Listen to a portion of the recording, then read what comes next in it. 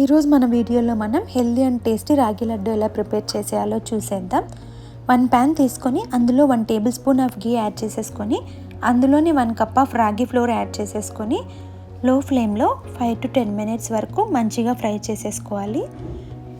ఈ రాగి ఫ్లోర్ అనేది ఫ్రై అయిపోయిన తర్వాత 1 బౌల్ తీసుకొని అందులో ఈ రాగి ఫ్లోర్ని చల్లార పెట్టుకుందాం. అండ్ అగైన్ 1 ప్యాన్ తీసేసుకొని అందులో 1/2 కప్ ఆఫ్ బెల్లం పౌడర్ని యాడ్ చేసుకొని అండ్ అందులోనే కొంచెం వాటర్ని యాడ్ చేసుకొని ఆ బెల్లం పాకం లైట్ పాకం వచ్చే వరకు ప్రిపేర్ చేసుకుందాం.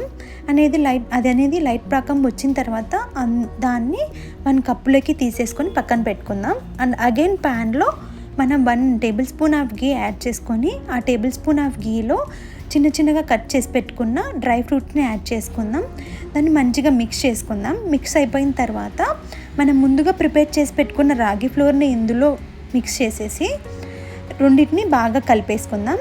రెండు మంచిగా కలిసిపోయిన తర్వాత మనం ఆల్రెడీ ప్రిపేర్ చేసి పెట్టుకున్న బెల్లం పాకం ఉంది కదా, ఆ బెల్లం పాకంని ఇందులో కొంచెంగా యాడ్ చేసుకుంటూ మిక్స్ చేసుకుందాం.